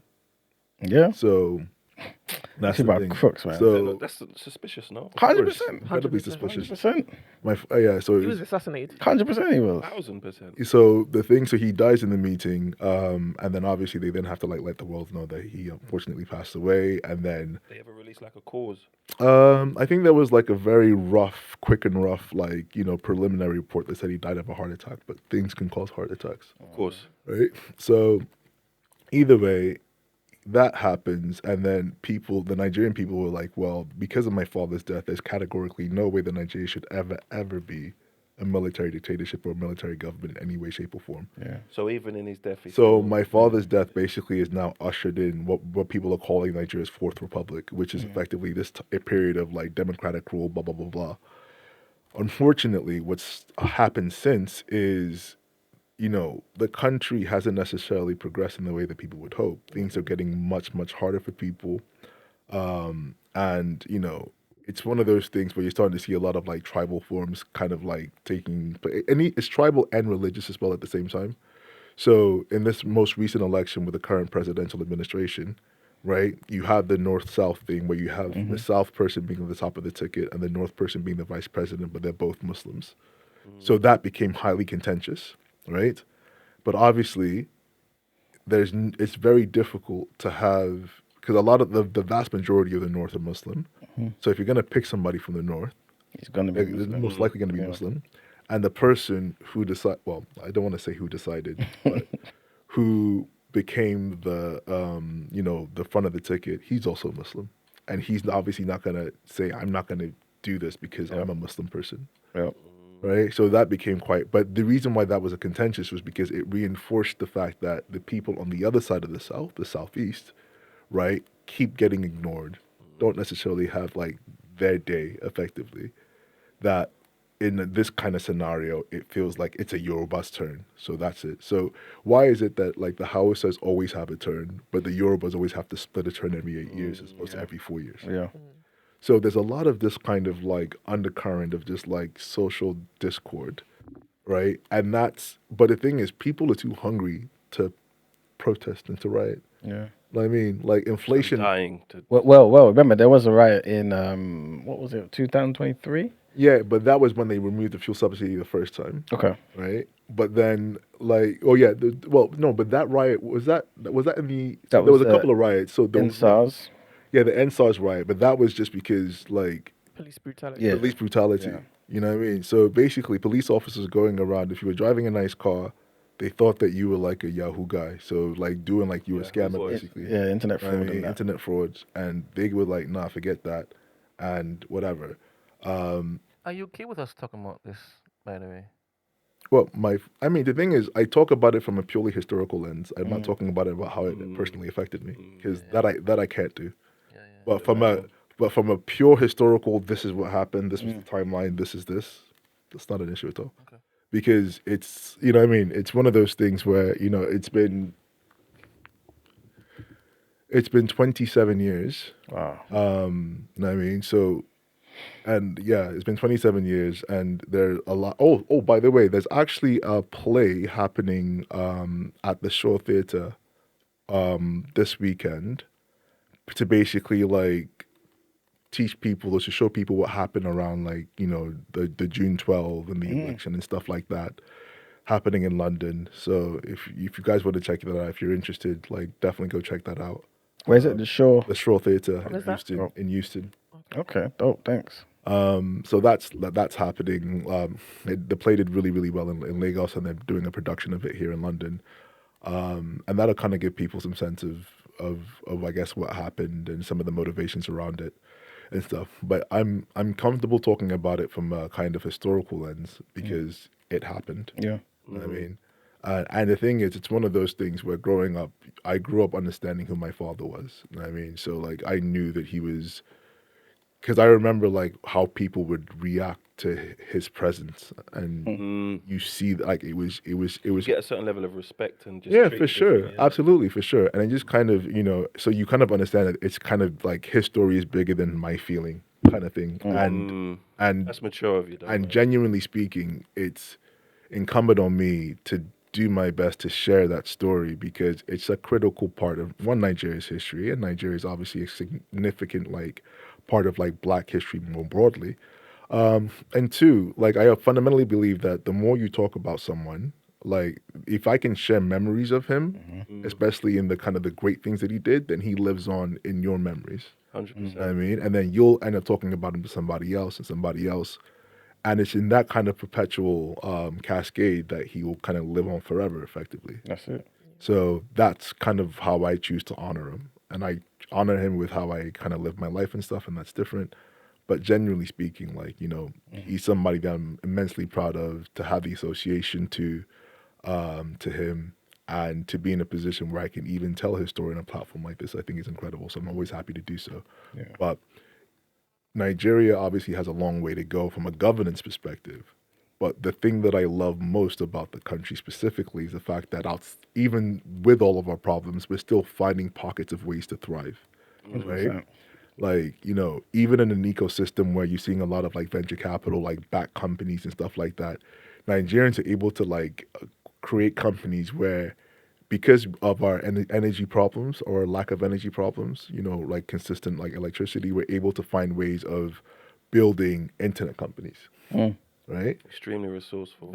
Finding ways of like, you know, like doing payments where you don't necessarily need an internet connection, Insane. Right? With no proper That should be backing. impossible. Is that, Yeah, that thing that's, you know, the Yes, the yeah. And I think this is a thing that's what I really wanted to call out in all of this stuff, because yes, we can focus on, you know, the negatives and the things like that and all of that other stuff, like, but the reality is like It's the resilience. that's the key.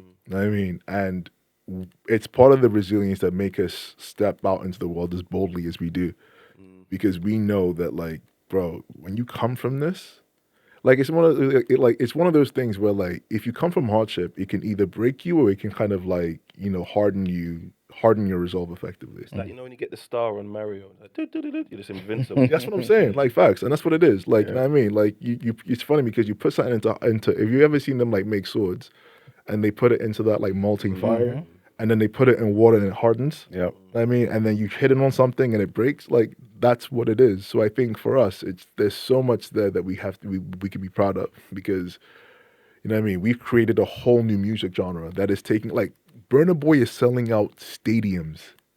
Big deal, you know. Like, he is like Beyonce sells out stadiums. No, 100%. Burna Boy is selling out stadiums. He's doing like tours in like Madison Square Garden, which is an iconic venue. But man is selling out in like Copenhagen, Denmark. He's making a bridge, because I used to drive school bus, and my PA was a Nigerian woman, and I didn't really grow up listening to African music too much. So, but when he'd be on the radio and say, I don't know what that sounds like, but that sounds like nonsense to me. Yeah. I'm on the, and what does he mean by that? What's this? And she's like, yeah, you don't want to, that's some nasty. So he's making a bridge. Yeah. Yeah, that's what I'm saying, man. Because I like, think there was a bridge being made before then, though. No, of course, 100%, yeah. but I think what Burna does is like he's able to kind of like mix that kind of like Caribbean patois with like with like Nigerian pidgin. So if you're used to hearing the patois, and I think that's because he grew up in London, so he understands that. Oh, okay. You understand? And this is what I'm saying. Like, so when you grow up in London, right, you're a black person in London, the only form of expression you have to kind of express yourself in a black way is through that kind of Caribbean. I see what you mean. Yeah. So. Yeah. And that's the thing. So now people are now saying nyash, right? People are, I mean, people like, so as opposed to like bati, bum, bunda, whatever. Yeah. Like, that's what's Oyimbo? White person. White. Yeah. That's half. And that's what I'm saying. 25%. Yeah, but this is what I'm saying. So now, like, even you know what Oyinbo means. You like, I've heard of Oyinbo, like, and then this is what I'm saying, and it's a beautiful thing. And I think it's one of those where, like, if we can kind of have like that kind of expression or that kind of like export of culture, right? It becomes a bridge, because a lot of people actually, like, a lot of the blackness comes from what is modern day the geographical expression of Nigeria, right? And Ghana, for example, right? And even if you look at countries like Togo, right, or Benin, which is right next to Nigeria, right? You have parts of Benin which is also highly Yoruba speaking. 100%, yeah. Right? And to be fair, they realistically should, again, because of the... It's the line. And it's funny because where that part of Nigeria stops is English speaking, and then you have French speaking, right? But they both speak Yoruba. Okay. Do you understand? Insane. Like, there's a part of Benin that speaks Yoruba. Like Cotonou definitely speaks Yoruba. It's because it initially is part of Yoruba land. So when they drew the lines, they've just drawn They're just drawn across it. Yeah. And some, yeah. It's just And I think a lot of it is just basically like, let's just And it's like, and you'll notice that like you'll see these countries with very like straight lines. Yep. I'm like, how does that like how is that a border? Yep. Exactly. Yep. You know what I mean? Or you have like in Rwanda, for example, where they were like, I don't necessarily know if it was deliberate or not, but you basically put together in one country 2 warring like tribes in the same country, and then you made and then one was a minority, but you gave political power to. Yep. over the majority that it historically hated. It's gonna be a cascade of something. It's gonna like blow up at some point. You know what I mean? So, and I think there's definitely, so when we talk about like, yeah, obviously don't focus too much on the past, but that kind of past is important. Yeah. The sun that shined 100 years ago is the sun that will shine today. Facts. Someone who knows, Facts. someone who's been there before is the only one who's going to tell you. Yeah, facts. Exactly. Absolutely. And the If you thing, trade and you check charts, they watch the history of what happened before. and the funny thing is as well, like you still have remnants of history. Like you just walk around, like bro, they discovered an 8,000-year canoe in some like random basin in modern day Nigeria. Yeah, that's insane. You know what I mean? And it's like, oh shit. So you then have to think to yourself, why were they building these kind of boats if they were so primitive? You know what I mean? They weren't primitive. That's the answer. You know what I mean? I remember saying a quick story of, remember the Ife heads, right, in Ile-Ife, right? There's some amazing sculptures, right? Detailed. And there was a white somebody, adventurer, traveler, whatever. Explorer. He found his way all the way there. And he said, wow, this is proof of Atlantis. He couldn't conceive that the people there, the Yoruba people there, did this. But he knew it was greater than anything he had seen in Europe. Yeah. Do you get what I'm saying? And that's the mentality. Yeah, he thought it was like, the island of Atlantis. Yeah, that they were looking for. That Could never possibly. Yeah, be. it Can never be. And the thing is, you can trace those. I mean, carbon dating is amazing because it tells the truth. Those sculptures, like you can trace them back to the 1100s. 100%. So, and if you look at like artistic expression in Europe, it was nowhere near that level At all. Like these are like proper faces that you can see. Yeah. So I think sometimes it's one of those. Minimal resources as well. Well, but they had abundant resources, but we don't. But the thing is, we don't know because we've been told, and it's funny because I actually came across this really interesting thing. So this person who was a scholar from Senegal believed that his father was illiterate because his father couldn't like write or write or speak French. But then he was going through his like dad's stuff after he passed away and saw that his dad would have written all of these notes in a script that he didn't know. And this script was like later script that was dated back to like script that was used back in like the 1300s, 1400s or whatever. Right, and this is basically how the Senegalese used to write before they were like colonized by the British. So they basically used like some form of like Arabic script. So it was like Arabic script that could be like transcribed into Wolof, right? Because Wolof. Yeah, Wolof is the language in Senegal. Yeah. That's where like jollof comes from, basically. Oh, Yeah, because even though I'm Nigerian, I will say that the Senegalese actually invented jollof. It was so that's fact. Yeah, Well, that's not necessarily mean it's the best. Though. Yeah, Exactly. They just, I mean, we perfected it. They invented it. That's the thing. But like, we It's so politically correct. It's about my jollof. I'll let you obviously finish what you're saying, but we do have to. we have to wrap up. Yeah, we have to wrap up. But what I'm saying is basically like there's I don't even know. I lost my point now because I was talking about jollof. But yeah, but it's just basically like there's so basically like all of this stuff around there's so much of our history that we just don't have access to because they weren't transcribed in ways that we can currently understand. I mean, and that's basically the point that I was trying to make because the idea that like Yoruba people had no way of communicating with each other like with words. It's nonsense. You know what I mean? But they would have done. But we also communicated with each other with drums. Yeah. The talking drum as well. Right? But there's so many things there that like obviously we can get into, but in the interest of time, I think I'll leave it there. Tell us one thing about your dad that we wouldn't know or the general public wouldn't know. He was an artist. He was a musician. Okay. Yeah, man. He was he had a band called the Kashi Mambo Orchestra. One. Know what I mean? So he used to perform at like birthday parties, he used to perform at funerals, weddings, all of that stuff. And he would do that because he grew up really poor. And obviously when you have a band, like they have to feed you. So the motivation was like obviously he like loved music and could perform well, but the other motivation was I get to eat at parties. That the song that King Sunny Ade made for him, that is such a timeless It's a song. classic, man. Classic. Type in King Sunny Ade MKO. Like literally, like you can bump that. mean, it hits a bit too close to home, and I'm not trying to like. Yeah. I'm not trying to start crying in public or That- whatever. that but is- And that's like been the only kind of songs where someone who's been held to that Yeah. a song that's been made, like, Mhm. because obviously that was made before. Obviously, it was before his run or his campaign because it was kind of used as in conjunction with his campaign. Yeah. Song. Yeah. So he made my dad like a proper campaign song, and it slaps. Like it's one of those things. MKO. I be right? But you guys go check it out. Like you guys go check Legendary. it out. But obviously, but no, it's just one of those things. In the interest of time, we can talk about this stuff for ages. But I mean, for me anyway, I think the one thing that I will say is I genuinely hope that like, we try to get ourselves as educated as possible on the history of Black people collectively. Yeah. Obviously, I've talked a lot about Nigeria, but like, Great Zimbabwe was an incredible civilization that existed. Yeah. You know what I mean? Like the Zulu people having a phenomenal history. You know what I mean? The Swahili people had a phenomenal history. Like this, and the Songhai Empire was incredible. Yep, that's And if people kind of took time to really understand that, like, quick aside, I went to Mexico City, right, a couple years ago on holiday.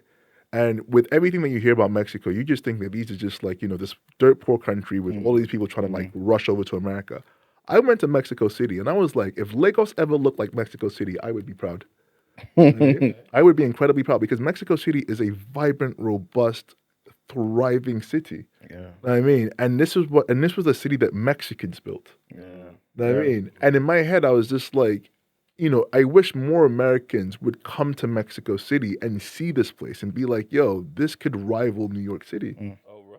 It's nice. Yeah. It's really nice. And it's not like, oh, I'm just staying in a fancy part. Like, no, there's so much history because what people don't understand is the Mayan civilization was like lasted 5,000 years before the Spanish came in 1550, 1520, 1525. You lot are historians, man. The real indigenous. Yeah. You know what I mean? So this is what I'm saying. And they had their pyramids and they had their cities. And if you like look up like if you just look up like Aztec cities and just like Google it, they are phenomenal, bro. Yeah. I mean, and that's their history. But because of like what's going on in America, you'll just think that like, everybody in Mexico is some backwards person, and they're not. Yeah. So please, I implore everyone, just like read up about your history, teach your kids, get them interested in that kind of stuff, because that's basically how you hold your head high when you live in a society of people that are telling you to go back to where you came from. Yep. True. Guys, it's been a good one, man. This is the first day of Black History Month on TDA, man. You know what I'm saying? What a way to start off with Nigerian independence. You know what I'm saying? Exactly. You know what I'm saying? Like, believe me, every single day this month is going to be something special, man. Please like the video. Please share the video. Lest we Share the forget. video, man. Exactly. Lest Lest we we forget. forget. You know what I'm saying? You know what I mean? Big up MJT. Said he learned a lot today. And this is the reason why he basically listens to TDA. You know what I'm saying? So please share the video, people, man. Yeah, man. And tomorrow we've got another guest. And today we didn't manage to speak about some of the stuff about Nigeria. Again, the history is there's It's just just so so much. vast, man. So a lot, Yeah, so a lot. you know what I'm saying? But tomorrow we've got somebody else who's Nigerian coming in, who's basically in the whole creative space to do with film and movies and things of that nature. So I'm pretty sure we'll touch on some of that tomorrow anyway. So anybody who kind of wanted to know about how some of the conflicts started with regards to the genocide that's currently happening, right, and all that sort of stuff, the conflict between the North and the herders and the more nomadic people, all that sort of stuff, and how it relates to history, and also some of the other things that is happening in Nigeria. Tomorrow we'll be discussing it. So yeah, man, it's been a good one. Thank you, my good brother, for coming. Appreciate being here. what I'm saying? And I will try to make more time for this because Good. doing this, like, literally, man, it warms my soul for real. I feel like I'm actually contributing something positive as opposed to just, You are, man. just working. So yeah, You are, God man. bless you guys for what you've done. This is an amazing space. Well done to you, Brent. Thank you very much. I mean- Again, make sure that each time is that you want to come through, just hit. Yeah, just let me know, I man. will. Yeah. I will do. Yeah, I will we'll do another day this month as well, if you can. You know what I'm saying? Yeah, I'll let you know. We'll talk, innit? Yeah, we'll talk. We'll talk. But yeah, man, God bless y'all, man, for real. Wicked, man. I learned a lot. Good. All right, people. See you tomorrow. Patreon, remember, the Patreon is there, 5 different tiers. And yeah, we'll be here tomorrow, man, 8 a.m. Peace.